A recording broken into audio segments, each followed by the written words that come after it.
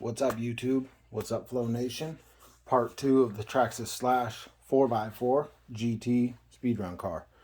We're going to get into two, maybe three things right now. First thing being motor mounts. So let me get these diffs out of the way and we'll talk about the motor mounts. So right here we have a lot of the options you can have for the motor mounts. Number one option, this never worked. Something was off for the geometry, so we're getting that out of here. Second, Saga. Cheapest, easiest way to go. These things were proven over and over again. People used them. This is what I started out on. I probably have 10 of these things. That's no joke. Easy to do. You buy the mount, you screw it into your bearing holder, motor mount, just like that. Leave enough room for the shaft to come through and you're golden. Pretty easy to do. Saga, they do work. The only problem is changing the gears. You got to take the rear end off, which isn't hard. It's 4 screws. Very easy to do. Another method, which I tried 2 or 3 times and I was lucky to get one, if you guys see that, this is made by Factory Works. As you can see, same thing. You're going to bolt it to the bearing carrier, just like that, and then you're going to hook up the piece to it. So again, this is made by Factory Works. These 2 pieces here bolt on to here, and it's going to be easy to line up because you just got to get the hole where the hole is. See that?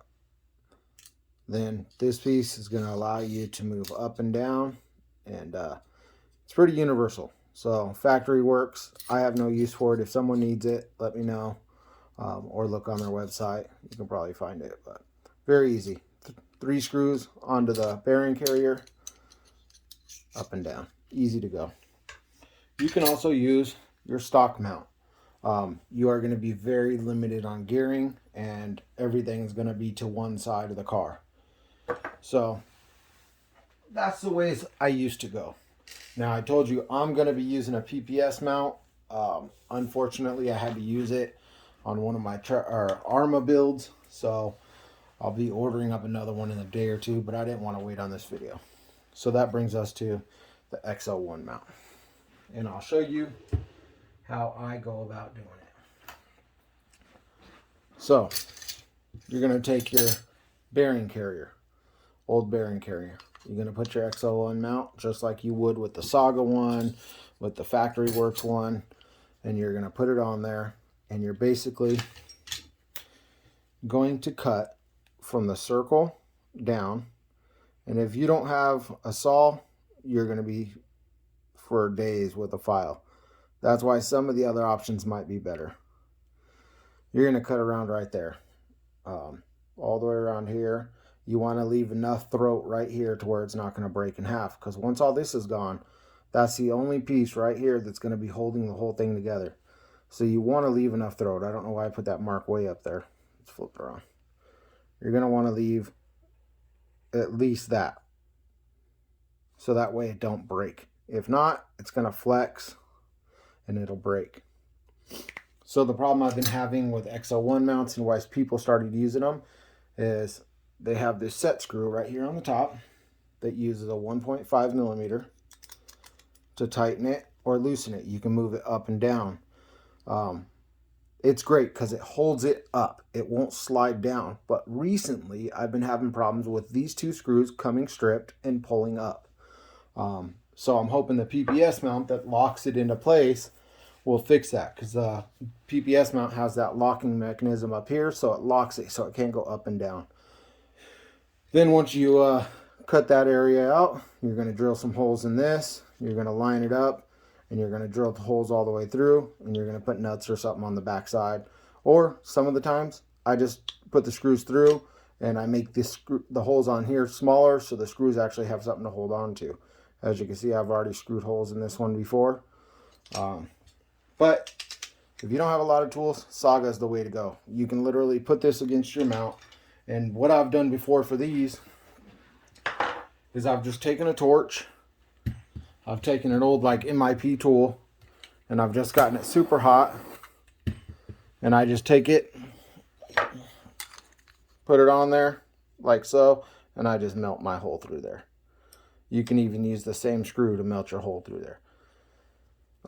You can do that to mark with the X01 also, the holes after you drill through the motor mount, but not hard to do, guys. Very easy to do the Saga one. The custom works, or factory works, sorry, very easy. Like I said, if you run the stock one, you're going to be very limited on gears. X01 works good, but I've noticed some problems with them. So it seems like I'm going through those like crazy, and at $40 a piece, it starts to get expensive. So, all right, diff gears. And guys, when I make these videos, I don't get in depth in it. I'm not trying to make an hour-long video. Like I said, I don't get paid off YouTube. I do it to try to help out. There's people that make super long build videos because they get paid per minute on their videos, so they want to stretch it out. I feel that if you're building this car, you're competent enough to get what I'm throwing at you and take it on your own. If you find another way to do it, that's great. I've actually seen people with these motor mounts, and it worked, angle them to the side. It's still going to do the same thing. It's still going to bring it closer and further away. I seen one guy put it sideways, and it worked the same thing. So if you come up with another idea, then go for it. Ride with it. But as far as diff gears go, so there's a lot of debate about you have to have X01 gears. In my slashes, I don't. I think I only have one set, and I believe this is it right here. The X01 basically eliminates one side of the gears and puts this bar through here. I have noticed not one difference running an X01 gear, guys. For me, it don't matter. The slash gears are the same as the Fortec, and they're all going to be, they all work the same. Obviously, the Fortec's been in the high 170s. Mine's been in the high 170s, and I haven't ran X01s. I just feel like you don't need them for the extra price. Just for that little bar in there, it don't make that much of a difference price-wise to run it. You just don't have to run it.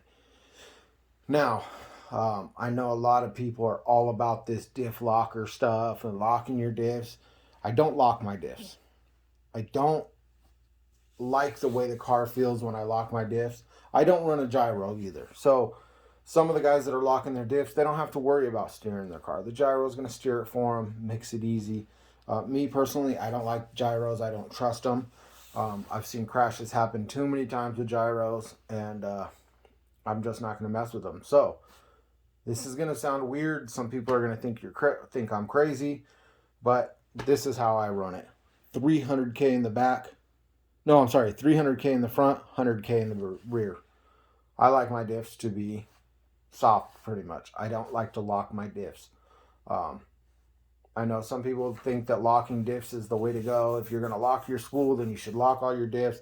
I don't like the way the car feels, and I personally haven't felt a difference with it. I've gotten good numbers out of all my cars, and when I throw them up on the bench, you'll see me spinning the wheels, and they're not locked, guys. I don't lock my diffs. I feel that when you lock your diffs, you're going to find the next link in your chain. Always, whenever you put something stouter in there, you're going to find the next weakest link, right? I don't want to be having to replace dog bones and bearings all the time, so it just worked for me. Try it. If you don't like it, go thicker. It takes, 20 minutes to pull your diffs out and another 20 minutes to fill them and put them back in. Say you got an hour into it if you don't like it, but 300 front, 100K rear gives me everything I need. I like the way it feels. So how do I do my diffs? So I am a firm believer that when you get your diffs, clean the hell out of them. Get all that grease out of there.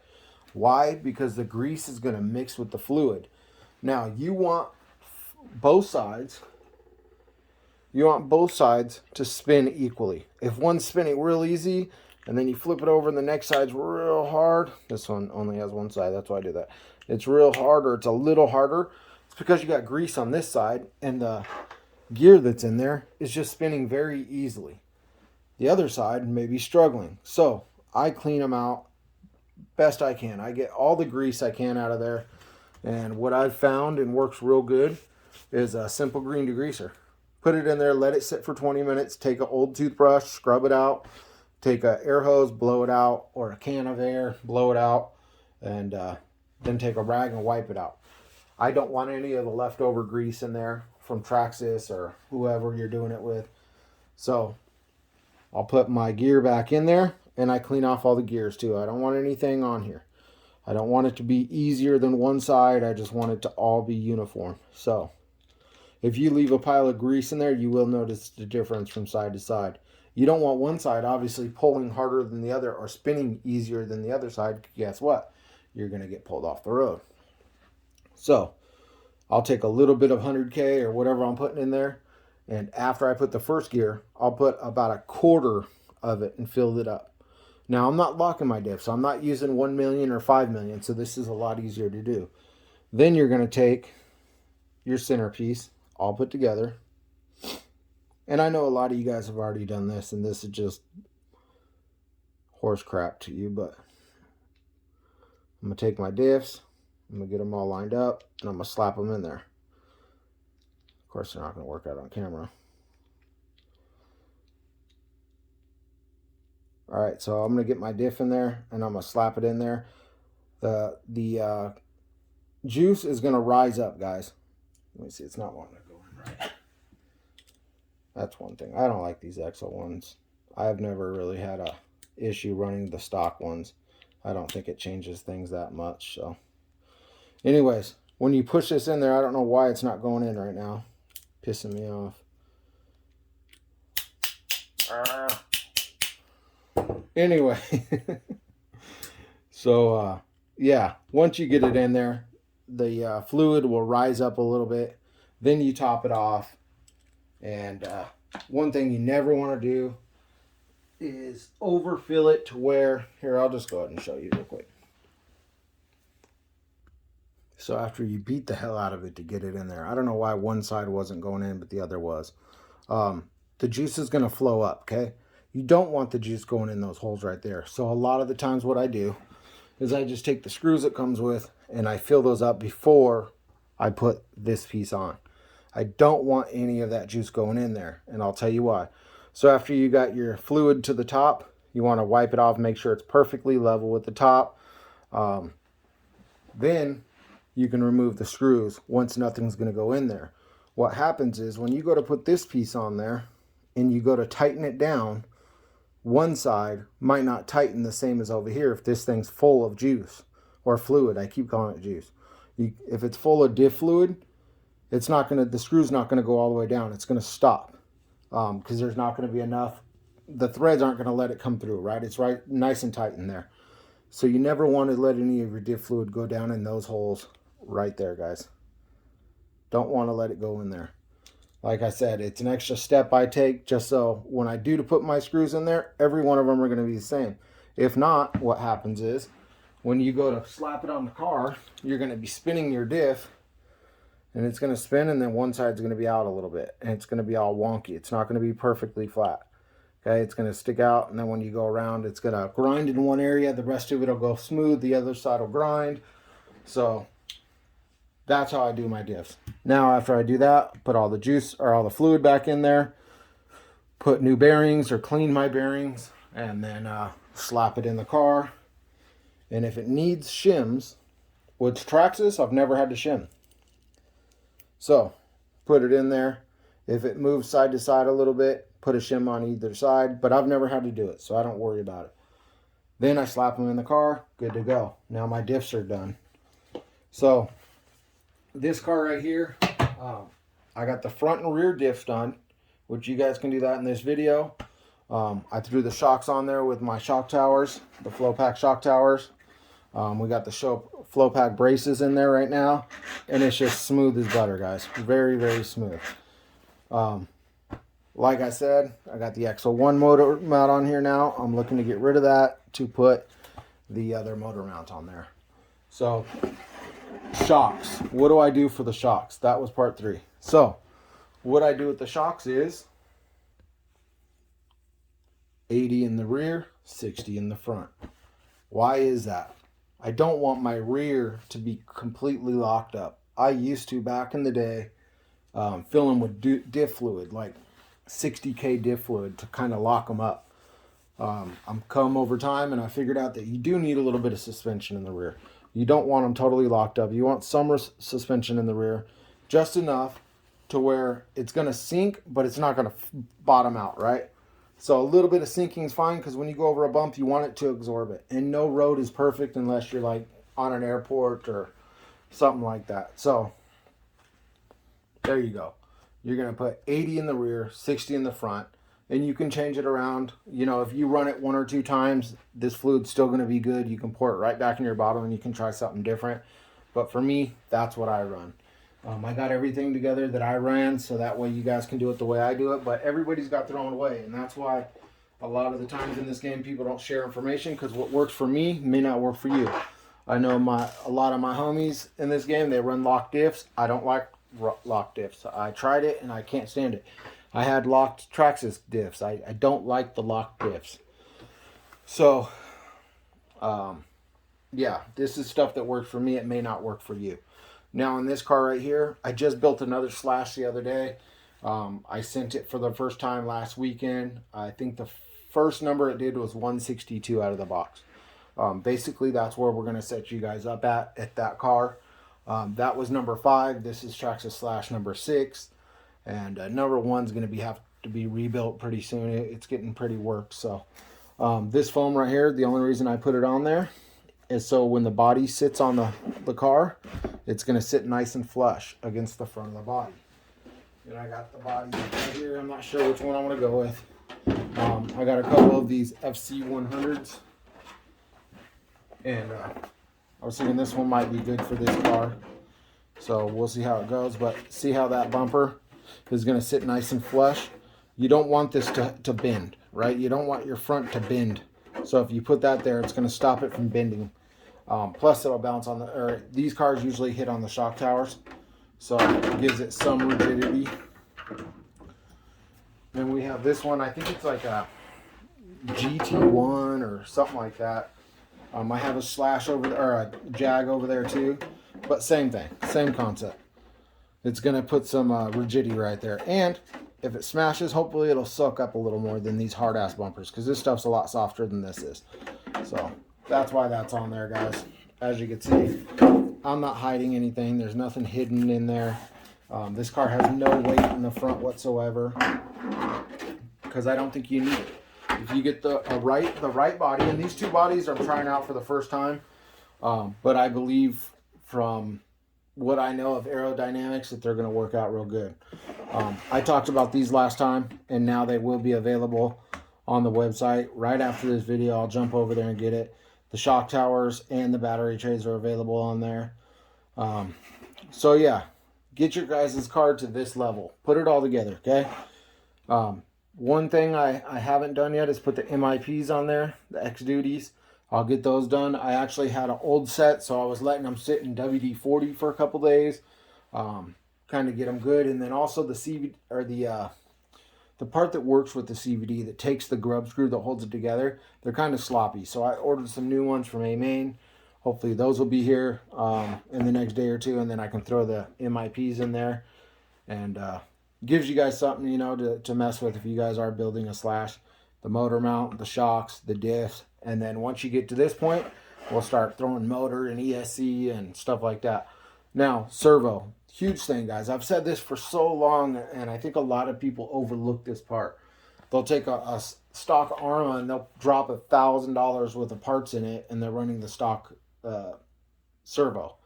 It's horrible mistake in my mind. The servo is like one of the most overlooked things on any speedrun car. No one really talks about servos. Everybody wants to talk about motors and ESCs and stuff, but man, this is the heart of your car. This is going to save you from crashing. It's going to hold your car straight. And I seen someone arguing the other day about what servo's best, and he has the fastest speed servo. I don't care what speed my servo is. I don't care if it's a 0.21, 0.18, 0.16. I don't want anything faster than that. I want torque. I want 400 ounces or more of torque. Some of my cars, I think, you know, even the 10 scales, I try to keep as much torque, at least 220 with this 10 scales. 8 scales, at least 330, 350, 400, 420. 7 scales, I want 420 and higher, 400 at least and higher. So that way I can drive straight. So what happens is if your toe is out just a tiny bit, right? You got a little bit of toe out because you messed up on your tune. Is this servo going to have enough power when you're going down at 150 miles per hour to keep this wheel from not doing that and that toe causing the car to rip back and go sideways? You need a servo that has enough strength that's going to keep that in case you do mess up. And toe, unless you have a setup station, you got hundreds of dollars into your setup.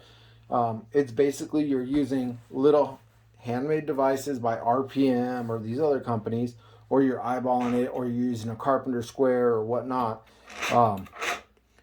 But you want a strong servo, guys. That's most overlooked, man. That I think a lot of guys don't put thought into it, and they'll go buy a $40 servo and they got $1,000 worth of parts in their car. Me, I'd rather spend $100 on a servo and get $100 less motor, or save up and get it or something, you know. My favorite servo is from Savox, and I believe it's a 0232 or 1232 it might be. Let me see if I can look in there and see.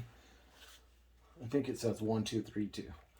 But yeah, guys, that's an overlooked part. Like I told you last time, get the stock A-arms. You don't want any aluminum and stuff. You can get aluminum here, but it's not necessary. You can run the plastic ones. I use the plastic turning blocks or whatever, steering blocks or whatever they're called.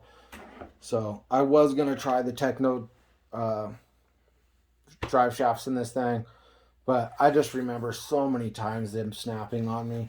I was actually going to build this car for 3 and 4S and see what I can do with it, and that's why I was going to run on. But you know what, I'm just going to go back to what I know, tell you guys what I know, what works. I don't want you guys to be out there and be like, man, this stuff sucks, it don't work. So the drive shaft system, you know, that's a huge thing for me, is getting that thing situated. This car right here, it spins so good for a slash. Usually there's a lot of binding and it's not as smooth as like a Mugen or something like that, an 8th scale. But these things really do help, guys. They're going to be on the website, like I said, right now, and they'll really help your game up. So there you go, guys. Get your battery chase, your shock tower, your J Concepts bumper.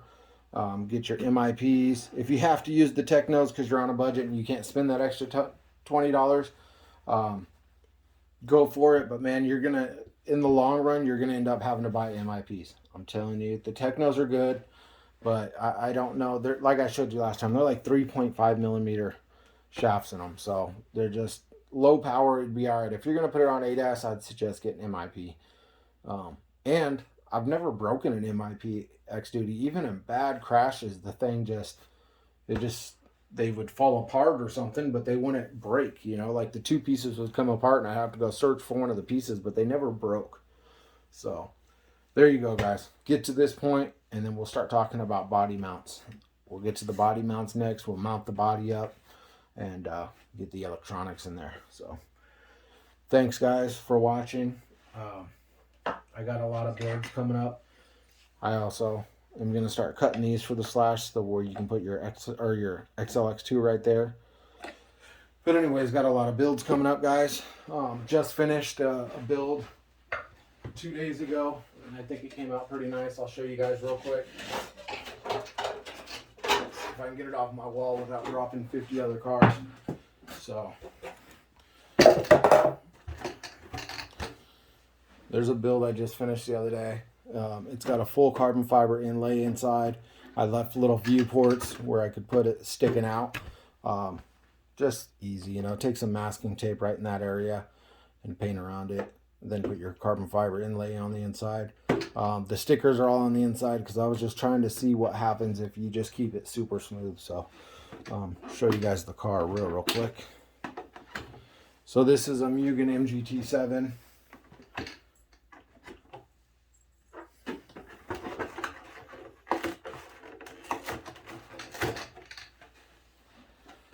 So we got the flow pack center brace for the MGT7. We got the flow pack battery tray for the MGT7, flow pack spool, and of course new motors. Oh, flow pack shock towers, also carbon fiber shock towers, front and rear. I like all the shock towers that are out there previous to this, but we changed some things up with them, and I think it works really good. But this car, the pinion and everything's hooked up right now, and it's just so smooth. Everything's smooth. So everything fit nicely. I like the way it looks. I like the way it feels. So there we go. Mugen MGT7. That'll